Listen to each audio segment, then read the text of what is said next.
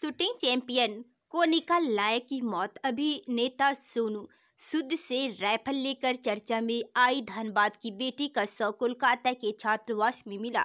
धनबाद की shooting champion Konika लायक की कोलकाता में रहस्यमय परिस्थिति में मौत हो गई।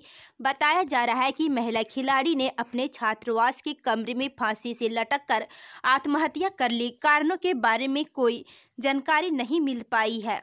वह वर्तमान में कोलकाता के बाली में रहकर जयदीप कर्मकार शूटिंग एकेडमी में अंतर्राष्ट्रीय स्तर की प्रतियोगिता के लिए प्रशिक्षण ले रही थी। झारखंड विधानसभा का शीतकालीन सत्र शुरू। स्पीकर ने विधायकों से संसदीय मर्यादाओं के पालन करने की अपील। शोक प्रस्ताव बाद शुक्रवार तक स्थगित। झारखंड विधानसभा का शीतकालीन सत्र गुरुवार से शुरू हो गया है। यह 22 दिसंबर तक चलेगा। पहले दिन अपने संबोधन भाषण में स्पीकर रविन्द्रनाथ महतो ने कहा कि सत्र के सफल संचालन में सदस्यों की सक्रिय भागीदारी आवश्यक ही नहीं बल्कि अत्यंत आवश्यक है।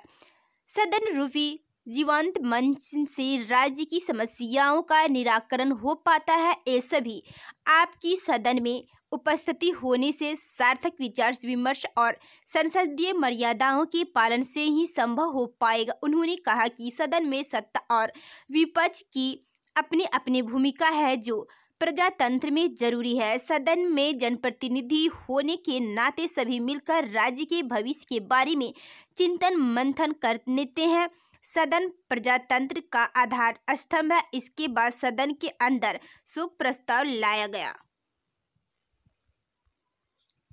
रांची में वीएचपी के कार्यकर्ताओं का उग्र प्रदर्शन। खल्लारी में कोयला उठाव ठप, सभी दुकानें बंद, हाईवे जाम, हथियारों की गिरफ्तारी की कर रहे हैं मांग।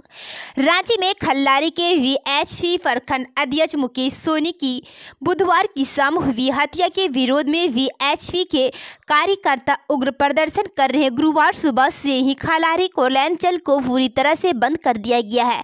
रांची से चतरा हजारीबाग जाने वाले हाईवे को जाम कर दिया गया। खल्लारी के विभिन्न कोयला साइडिंग से होने वाले कोयला उठाव को बुधवार शाम से ही ठप कर दिया गया है। यहां से रोज लगभग 12 से 13 रैक कोयले का डिस्पैच किया जाता है। इससे रेलवे और सीसीएल को करोड़ों के नुकसान का अनुमान लगाया जा रहा है।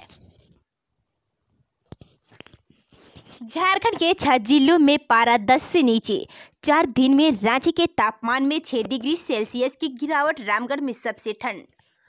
झारखंड के कई इलाकों में बर्फीली हवा का प्रकोप दिखने लगा। इसके कारण न केवल राज्य में कनकनी बढ़ी बल्कि राज्य के तापमान में भी तेजी से गिरावट आई। पिछले 4 दिनों में राज्य के तापमान में 6 डिग्री सेल्सियस की गिरावट दर्ज की गई, जबकि राज्य के 6 जिले में न्यूनतम तापमान 10 डिग्री से नीचे चला गया। मौसम विज्ञान केंद्र रांची के हेड अभिषेक आनंद पश्चिमी विक्षोभ के हिमालयी तट पर सक्रिय होने की वजह से उत्तरी दिशा से ठंडी हवा का बहाव तेज हो गया है। राज्य की उत्तर दिशा से ठंडी हवा का प्रवेश झारखंड में हो रहा है।